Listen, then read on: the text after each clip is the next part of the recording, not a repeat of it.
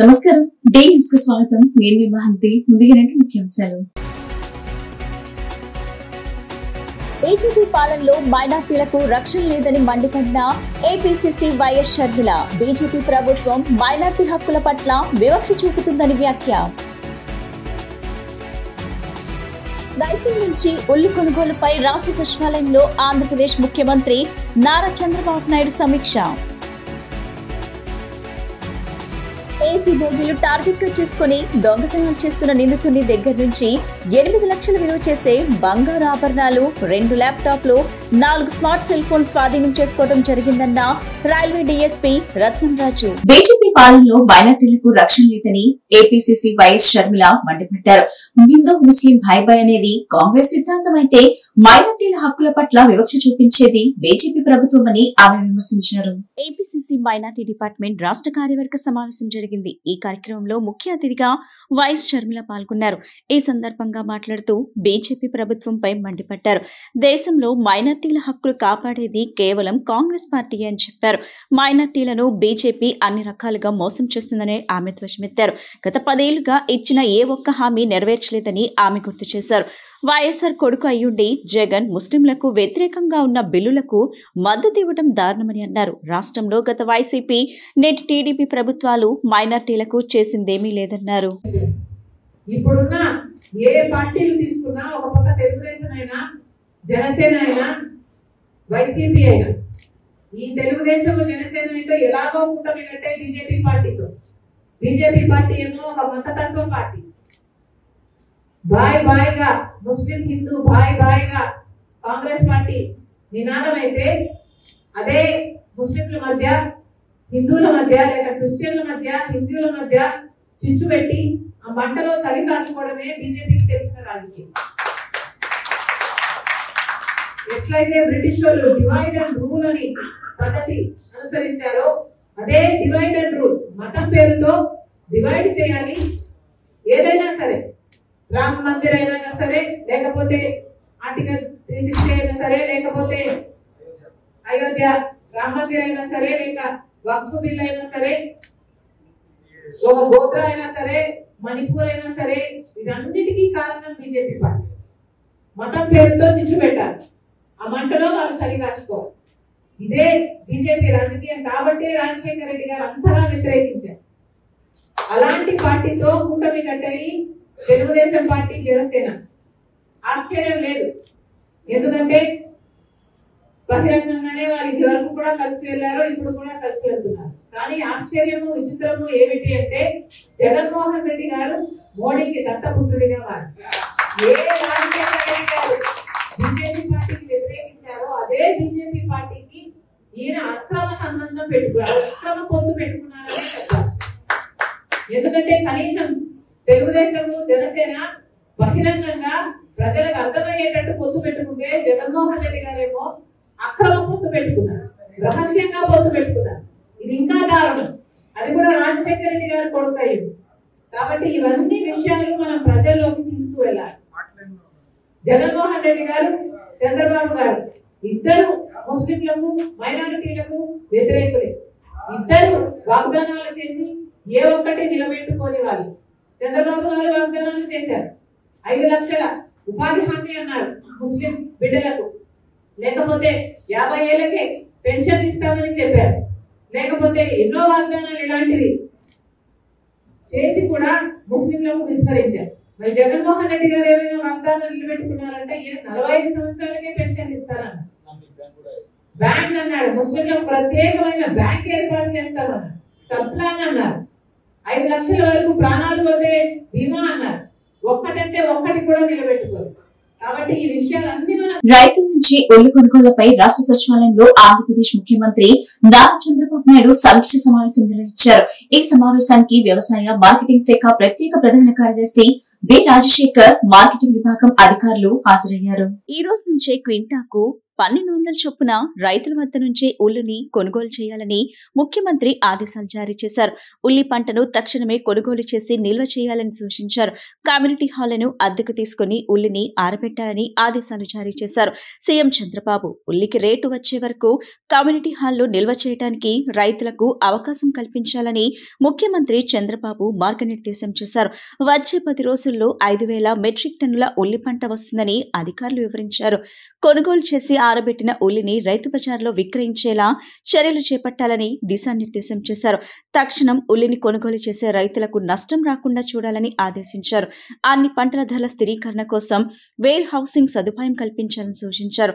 రైతు బజార్ల సంఖ్యను పెంచడంతో పాటు ఆధునీకరణకు వెంటనే చర్యలు తీసుకోవాలని దిశానిర్దేశం చేశారు సీఎం చంద్రబాబు. ఏసీ బోగీలు టార్గెట్ గా చేసుకుని దొంగతనాలు చేస్తున్న నిందితుడిని దగ్గర నుంచి 8 లక్షల విలువ చేసే బంగారు ఆభరణాలు, 2 ల్యాప్టాప్లు, 4 స్మార్ట్ సెల్ ఫోన్స్ ను స్వాధీనం చేసుకోవడం జరిగిందని రైల్వే డీఎస్పీ రత్నంరాజ్ చెప్పారు. రైల్వే స్టేషన్ లో ఏర్పాటు చేసిన విలేకరుల సమావేశంలో డీఎస్పీ మాట్లాడుతూ గుజరాత్ లో నివాసం ఉంటున్న ఒక వ్యక్తి గుజరాత్ నుంచి చెన్నై రైల్లో ప్రయాణిస్తుండగా విజయవాడలో బ్యాగ్ మిస్ అయినట్లు రైల్వే పోలీసులకు ఫిర్యాదు చేశామని తెలిపారు. సీసీ ఫుటేజ్ ఆధారంగా రైల్వే పోలీసులు దర్యాప్తు చేసి గుంటూరుకు చెందిన నిందితుడు షేక్ అబ్దుల్ రెహమాన్ ను దొంగతనం చేసినట్లుగా గుర్తించడం జరిగిందని పేర్కొన్నారు.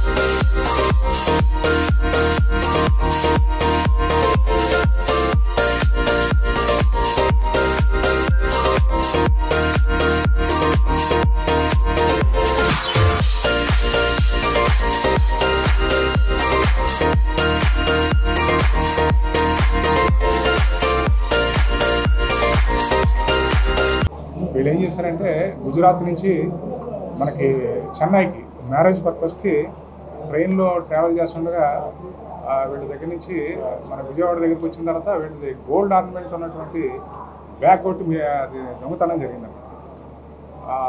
అది సుమారు మనకి 70 గ్రాముల గోల్డ్తో పాటు మనకి diamond ring plus other valuables పోవడం జరిగింది. అందులో దాని మీద మనం ఇమీడియట్గా దాని మీద ఫాలోఅప్ చేసి మన ఇన్స్పెక్టర్ గారు జిఆర్పి విజయవాడ ఇన్స్పెక్టర్ గారు జేవి రమణ గారు ప్లస్ ఆర్పిఎఫ్ సిఐబి ఇన్స్పెక్టర్ గారు మధుసూదన్ గారు ప్లస్ ఈ టీం అంతా కొంచెం 2-3 టీమ్స్ కింద ఏర్పడి దీని మీద త్వరగా ఇన్వెస్టిగేషన్ చేయడం జరిగింది. ఆ ఇన్వెస్టిగేషన్లో మనకి main clues CCTV footage, cell tower locations తీసుకోవడం, వీటి మీద త్వరగా వెరిఫై చేయడం వల్ల మనకి ఇందులో చాలా వాల్యుబుల్ ఇన్ఫర్మేషన్ రావడం జరిగింది. దాని మీద ఈ టీమ్స్ అన్నీ కూడా మరి త్వరగా సెర్చ్ చేస్తూ ఇందులో ముద్దాయినటువంటి షేక్ అబ్దుల్ రెహమాన్, ఇతను గుంటూరు వాస్తవ్యుడు. ఇతను ఏం చేశాడంటే మనకి ట్రైన్లో ట్రావెల్ చేస్తుండగా విజయవాడ దగ్గరికి వచ్చిన తర్వాత ఈ గోల్డ్ ఆర్నమెంట్స్ ఉన్న బ్యాగ్ థెఫ్ట్ చేయడం జరిగింది అన్నమాట. మనకి అది క్లియర్గా మనకి సీసీటీవీ ఫుటేజ్లో కవర్ అవ్వడం జరిగింది. దాని మీదట ఇతను ఎవరు ఏంటని చెప్పి వెరిఫై చేస్తూ అతని సెల్ ఫోన్ నెంబర్ సంపాదించి ఆ టవర్ లొకేషన్స్ వీటి ద్వారా కూడా ఇతను కన్ఫర్మ్ చేసుకుని ముద్దాయిని పట్టుకోవడం జరిగింది. దీనిలో మనకి ఇక్కడ డిస్ప్లే చేస్తున్నటువంటి గోల్డ్ ఆర్నమెంట్స్, ఇందులో డైమండ్ రింగ్స్ కూడా ఉన్నాయి. ఇవి ప్లస్ ఇతను అంతకుముందు ఒక సెల్ ఫోన్ థెఫ్ట్లో కూడా మన దగ్గర అరెస్ట్ అయి ఉన్నాడు. అవే కాకుండా సెల్ ఫోన్తో పాటు మరికొన్ని ఈ కేసులో ఇంకొక 5 సెల్ ఫోన్లు కూడా రికవర్ చేయడం జరిగింది.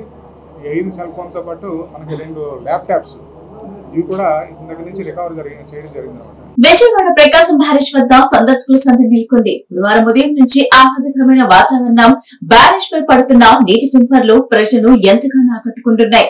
దీంతో విజయవాడ నగరంతో పాటు జిల్లాలోని వివిధ ప్రాంతాల నుంచి ప్రజలు బ్యారేజ్ వద్దకు చేరుకున్నారు. ట్రాఫిక్ సమస్య తలెత్తకుండా పోలీసులు ప్రత్యేక చర్యలు తీసుకున్నారు.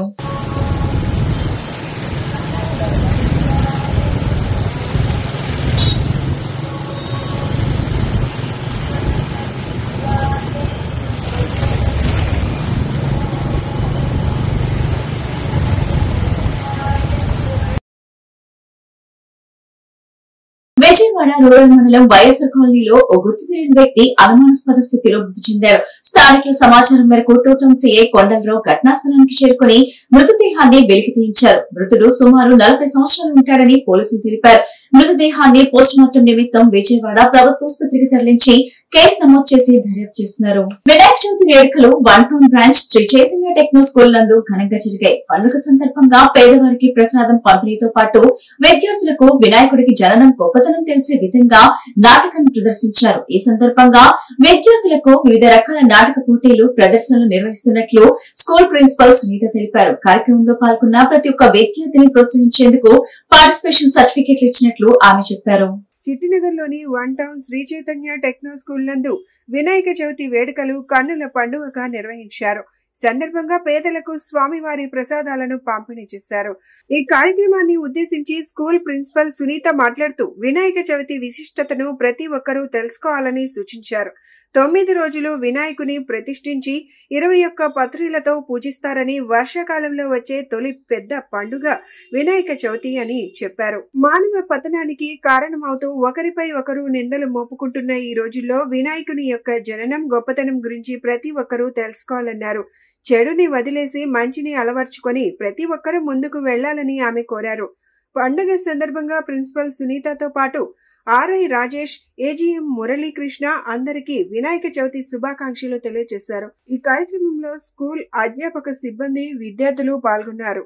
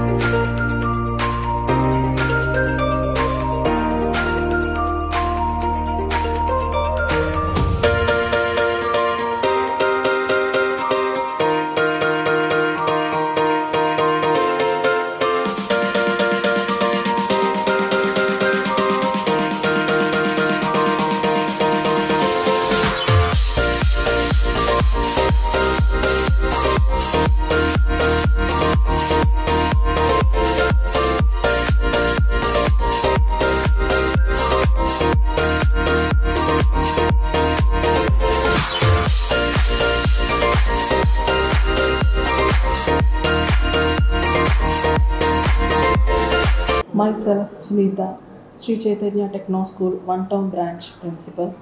అందరికీ ముందుగా వినాయక చవితి శుభాకాంక్షలు. మా ఈ చైతన్య విద్యా సంస్థలు 1 టౌన్ బ్రాంచ్ నందు ఈరోజు పేదవారికి ప్రసాద వితరణ చేయడం జరుగుతుంది.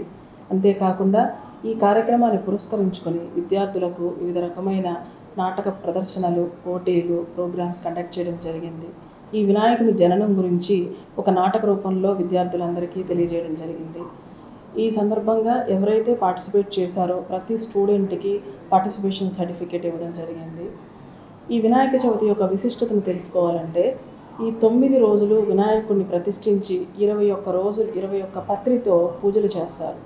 ఇది కూడా వాతావరణంలో మార్పులకు అనుగుణంగా సమ్మర్ వెళ్ళిపోయిన వెంటనే రైనీ సీజన్ వస్తుంది. ఆ రైనీ సీజన్లో ప్రజలందరూ కూడా అనారోగ్యాల బారిన పడతారు. ఇదే టైంలో వచ్చే మనకి తొలి పండుగ, తొలి గురువు అయిన మన వినాయకుడు. ఈ సందర్భంగా ఈ 21 రకాల పత్రితో పూజ చేయడం వల్ల ఆ పత్రాలు విడుదల చేసిన గాలి ఈ వాతావరణ కాలుష్యాన్ని వీటన్నిటిని దూరం చేసి ప్రజలను కూడా ఆరోగ్యవంతంగా చేస్తుంది. ఇది దీని యొక్క ముఖ్య ఉద్దేశ్యము. అంతేకాకుండా మనకి వినాయకుడి రూపం కూడా ప్రజలకు ఎంతో ఆదర్శమైంది. ఈ కాలంలో ప్రతి ఒక్కరూ పగలు రాగద్వేషాలు అరిషడ్ వర్గాలకు లోనై ఒకరి మీద ఒకరు ఎత్తుకు పై ఎత్తులు వేసుకుంటూ మానవ పతనానికి దిగజారుతున్నారు. వారందరికీ ఇచ్చే సందేశమే ఈ వినాయకుడి రూపం. ఈ వినాయకుడి రూపంలో పెద్ద తల, పెద్ద చెవులు, చిన్న కళ్ళు, చిన్న నోరు. పెద్ద తల పెద్దగా ఆలోచించాలి, పెద్ద చెవులు శ్రద్ధగా వినాలి, చిన్న కళ్ళు నిశితంగా సూక్ష్మంగా దర్శించగలగాలి, చిన్న నోరు ఎక్కువ మాట్లాడకుండా తక్కువ మాట్లాడుతూ మొత్తం అంతా అబ్జర్వ్ చేసి మన వాల్యూను మనం నిలబెట్టుకోవాలి. అంటే ఎదుటివాడి ఎత్తులు ఎన్ని చేసినా చుట్టూ ఉన్న పరివారం కానీ చుట్టూ ఉన్న సమాజం కానీ ఎన్ని కుట్రలకు లోను చేసినా మన నిజాయితీగా ఉంటూ మనము శ్రద్ధగా ఆలోచించుకొని మనకి భవిష్యత్తు ఏంటి అని చాలా నిశితంగా పరిశీలించుకొని చెడును వదిలేసి మంచిని విని అవతల వాడికి మనం ఎత్తులు పై ఎత్తులు కాకుండా మనం ఎలా వీటన్నిటిని అధిగమించి ఒక ఉన్నతమైన స్థాయిలో ఉండి అవతల వాళ్ళకి సమాధానం చెప్పగలగాలి. అదే మన విజయానికి తొలి మెట్టు. ఇది మనకి వినాయకుడి రూపంలో వచ్చే మనకి ఒక మంచి మెసేజ్ అని కూడా మనం భావించాలి. ఈ కార్యక్రమాన్ని ఆర్ఏ రాజేష్ గారు, ఏజీఎం మురళీకృష్ణ గారు ప్రత్యేకంగా విద్యార్థులకు, తల్లిదండ్రులకు అభినందనలు తెలియజేశారు. ఈ సందర్భంగా మీడియా ప్రతినిధులందరికీ కూడా ప్రత్యేకమైన కృతజ్ఞతలు తెలుసుకుంటూ ధన్యవాదాలు. ఎన్టీఆర్ జిల్లా ఎగువ ప్రాంతంలో భారీగా కురుస్తున్న వర్షాల కారణంగా కృష్ణా నదికి వరద తీవ్రత పెరిగిందని, ఇప్పటికే 4,05,790 క్యూసెక్ల నీరు ప్రకాశం బ్యారేజ్ లోకి చేరుతుందని ఎన్టీఆర్ జిల్లా కలెక్టర్ లక్ష్మీష చెప్పారు. ప్రకాశం బ్యారేజ్ 66 గేట్లను ఎత్తి నీటిని విడుదల చేస్తామని పేర్కొన్నారు. ఎన్టీఆర్ జిల్లా కలెక్టర్ కార్యాలయంలో ఏర్పాటు చేసిన విలేకరుల సమావేశంలో కలెక్టర్ మాట్లాడుతూ కృష్ణా నది పరివాహక ప్రాంతంలోని లోతట్టు ప్రాంతాల్లో ప్రజలు అప్రమత్తంగా ఉండాలని, ఇప్పటికే ఎన్టీఆర్ జిల్లాలో 33 పునరావాస కేంద్రాలను ఏర్పాటు చేస్తామని పేర్కొన్నారు. నగరంలోని కొండ ప్రాంతాలు నివసిస్తున్న ప్రజలు అప్రమత్తంగా ఉండాలని, కొండ చర్యలు విరిగిపడే అవకాశం ఉందని హెచ్చరించారు. కొండ చర్యలు విరిగిపడే ఇళ్లను గుర్తించి సచివాలయ సిబ్బంది గమనించి వారికి పునరావాస కేంద్రాలకు తరలించాలని కోరారు. బుడమేరుకు ఎటువంటి ప్రమాదం లేదని ఆయన స్పష్టం చేశారు. ఎన్టీఆర్ జిల్లాలో వరద పరిస్థితిని, అలాగే ఈ హెవీ రైన్స్ పరిస్థితిని ఎప్పటికప్పుడు మానిటర్ చేస్తున్నాము. గౌరవ ముఖ్యమంత్రి వారు, అలాగే ఉప ముఖ్యమంత్రి వారు, ఈవెన్ హోమ్ మినిస్టర్ కూడా మార్నింగ్ ఫోన్ చేసి అన్ని అప్డేట్ తీసుకున్నారు. ఆ బుడమేరు వరకు మొత్తం అలర్ట్గా ఉన్నాము, ఎక్కడ ఏం ఇబ్బంది లేదు. ఇప్పుడు చూసుకుంటే బుడమేరులో బుడమేరు వెలగలేరు గేట్ దగ్గర 3.2 ఫీట్స్, అంటే ఓవరాల్ బుడమేరు వాగులో ప్రవహిస్తున్న నీళ్ళు వచ్చి 3,100 క్యూసెక్స్. అది ఆటోమేటిక్గా నదికి వెళ్ళిపోతూ ఉంది, ఎవరు భయపడాల్సిన అవసరం లేదు. అట్లాగే 1 మినిట్ సాయి ప్రసాద్ ఫోన్ చేస్తాం. నిన్న వచ్చిన వర్షం మాత్రమే. ఓకే, ఎన్టీఆర్ జిల్లాలో ఎప్పటికప్పుడు వర్షం పరిస్థితి మానిటర్ చేస్తున్నాము. ఎప్పటికప్పుడు గౌరవ ముఖ్యమంత్రి వారు, ఉప ముఖ్యమంత్రి వారు, అట్లాగే హోమ్ మినిస్టర్ కూడా ఎప్పటికప్పుడు ఫోన్ చేసి ఇన్ఫర్మేషన్ తీసుకుంటున్నారు. మార్నింగే ఫోన్ చేసి హోమ్ మినిస్టర్ కూడా ఏం పరిస్థితిని తెలుసుకున్నారు. ఇక్కడ చూసే నిన్న వచ్చిన వర్షం, నిన్న కొంచెం తిరువురు ఏరియాలో ఎక్కువ వర్షం పడింది కాబట్టి దాని వాటర్ ఇప్పుడు బుడమేరులో కోతులవాగు, పులువాగు నుంచి ప్రవహిస్తూ ఉంది. అది ఇప్పుడు వెలగలేరు గేట్ దగ్గర ఉన్న హైట్ వచ్చి 3.2 ఫీట్స్, అంటే 3,100 క్యూసెక్స్ వాటర్ ప్రవహిస్తూ ఉంది. అది నేరుగా నదికి వెళ్ళిపోతూ ఉంది బుడమేరు డైవర్షన్ కెనాల్తో. బుడమేరు వెలగలేరు దగ్గర ఇప్పుడు గేటు తీసే పరిస్థితి ఉండదు. అక్కడ ఏమైనా 11 ఫీట్కి వస్తే మాత్రమే అది అలార్మింగ్ ఉంటుంది కాబట్టి బుడమేరు కంప్లీట్ సేఫ్. ఇప్పటివరకు నీళ్ళు ఎక్కడ ఈ విజయవాడ వైపు వచ్చే పరిస్థితి లేదు. ఇంకా మున్నేరు వరకు వస్తే నిన్న మా వరంగల్, ఖమ్మంలో ఎక్కువ వర్షం పడింది, ఈరోజు కూడా పడుతుంది కాబట్టి ఇప్పటికే చూసుకుంటే 8,000 క్యూసెక్స్ మున్నేరులో వాటర్ వస్తూ ఉంది. మున్నేరులో ఒక 10,000, 11,000 క్యూసెక్స్ వచ్చినప్పుడు లింగాల దగ్గర ఒక బ్రిడ్జ్ ఉంది, చిన్న బ్రిడ్జ్. ఆ బ్రిడ్జ్ సబ్మర్జ్ అయ్యే అవకాశం ఉంటుంది. అక్కడ ఆల్రెడీ అలర్ట్ పెట్టాము. అలాగే ముందుకు వస్తే ఇక్కడ మన కంచికచర్ల దగ్గర కీసరా బ్రిడ్జ్ అయితే ఉందో ఇది ఓన్లీ 24,000-25,000 క్యూసెక్స్ వాటర్ మున్నేరులో వస్తే మాత్రమే అక్కడ హైదరాబాద్ రోడ్ కట్ అవుతుంది. కానీ ఇప్పటికైతే ఏం అస్సలు ప్రాబ్లం లేదు. అక్కడ కూడా హైట్ వచ్చి 3.2 ఫీట్ ఉంది. అది 6 ఫీట్ దాటితే, 6 అడుగులు దాటితే అక్కడ రోడ్ కట్ అవుతుంది. ఇప్పటివరకు ఎక్కడ రోడ్ కట్ అవ్వడం కానీ లేదా రోడ్ మీద వాటర్ రావడం కానీ విలేజెస్ అవ్వడం కానీ ఎక్కడ లేదు. మున్నేరులో వరద ఉధృతికి బైక్ తో సహా కొట్టుకుపోయిన 2 యువకులను పోలీసులు స్థానిక సహాయంతో రక్షించారు. గురువారం పెనుగంచిప్రోలు మున్నేరు బ్రిడ్జ్ పై వెళ్తున్న 2 యువకులు ప్రమాదవశాత్తు నదిలో పడిపోయారు. అటుగా వెళ్తున్న స్థానికులు వెంటనే పోలీసులకు సమాచారం అందించారు. పోలీసులు రోప్ సహాయంతో వారిని సురక్షితంగా ఒడ్డుకు చేర్చారు. వరద ఉధృతికి ద్విచక్ర వాహనం కొట్టుకుపోయింది.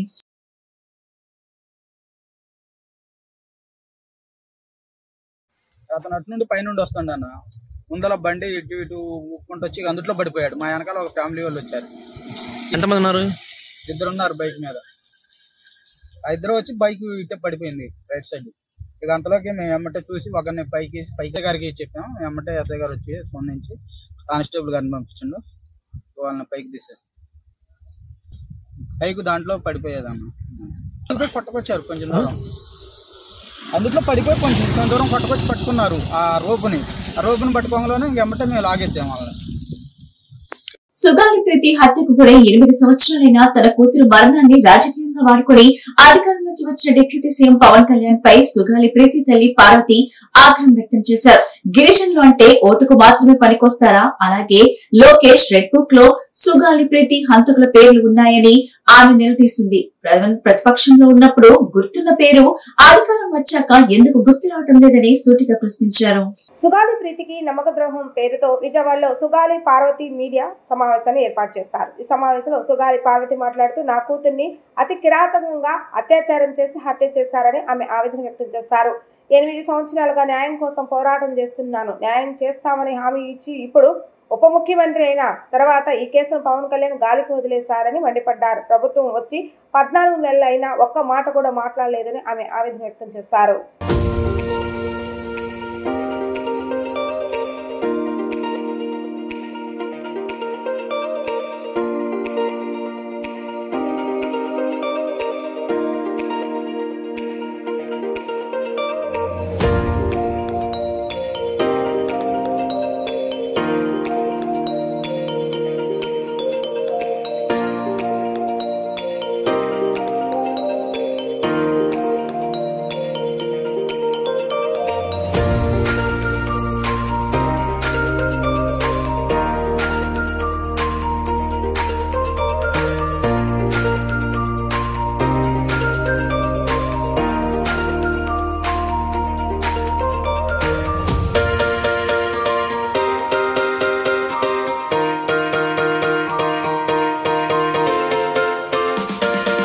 గిరిజన 14 సంవత్సరాల మైనర్ అయిన నా కూతురు సుగాలి ప్రీతి కట్టమంచి రామలింగారెడ్డి రెసిడెన్షియల్ హై స్కూల్లో 10వ తరగతి చదువుతుండగా అతి కిరాతనంగా అత్యాచారం చేసి హత్య చేసి ఆత్మహత్యగా చిత్రీకరించిన విషయం మీరందరికీ తెలిసిందే.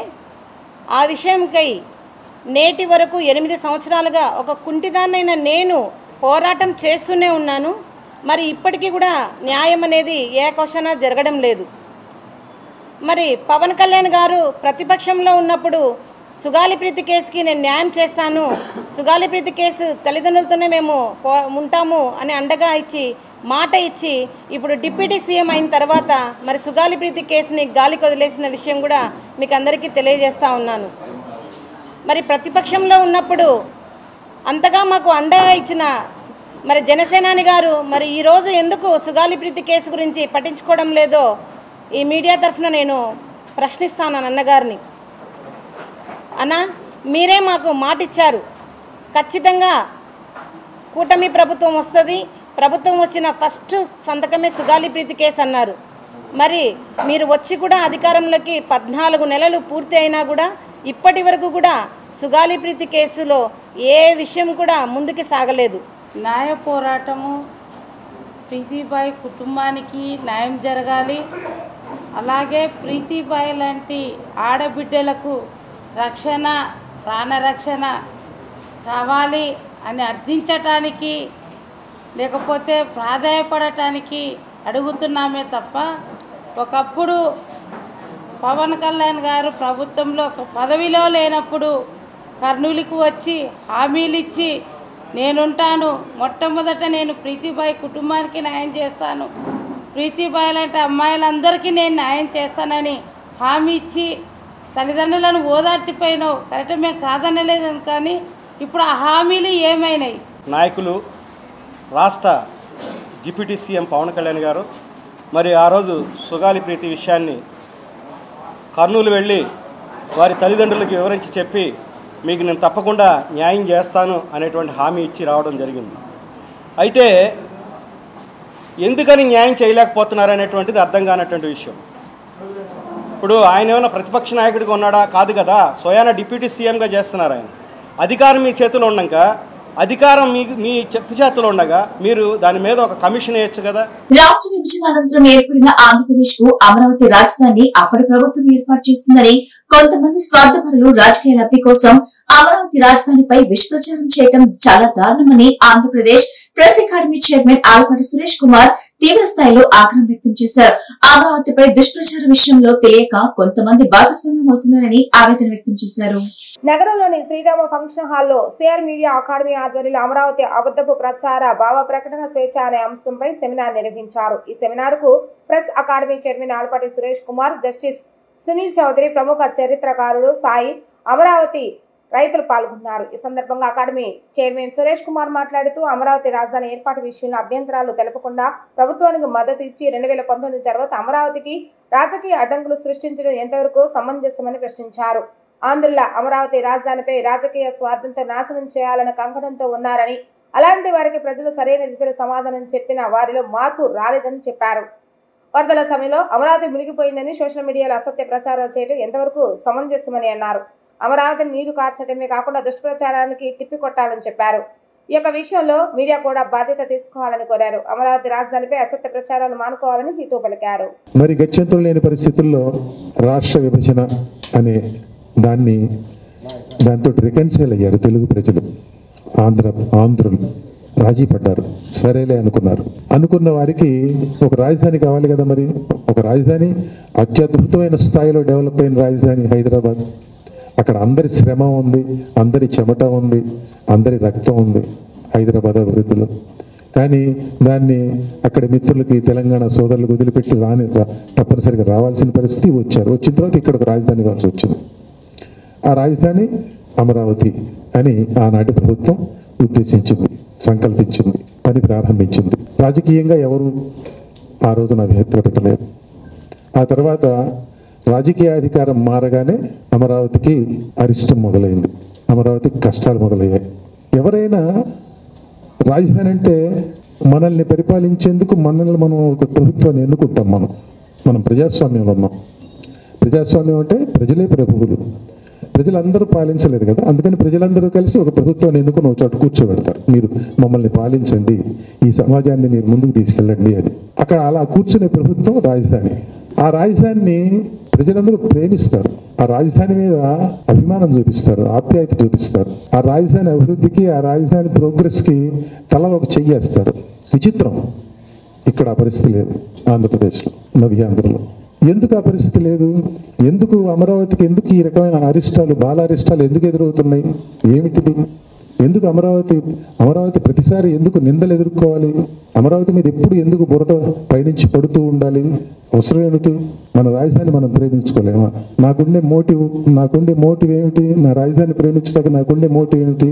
నా ఊరు, నా రాష్ట్రం, నా ప్రజలు, నా రాజధాని. మండలం దామూరు కోడలి వద్ద ఉన్న వైరా కట్టలేరు వాగుకు వరద ఉధృతి పెరిగింది. దీంతో నందికామ, వీరలపాడు మండలాల మధ్య రాకపోకలు నిలిచిపోయాయి. అధికారులు తగు జాగ్రత్తలు తీసుకుంటున్నారు. వరద ఇంకా కొనసాగుతున్నందున ప్రజలు ఎవరూ చేపలు పట్టడం కానీ, ఈత కొట్టడం కానీ చేయవద్దని అధికారులు సూచించారు.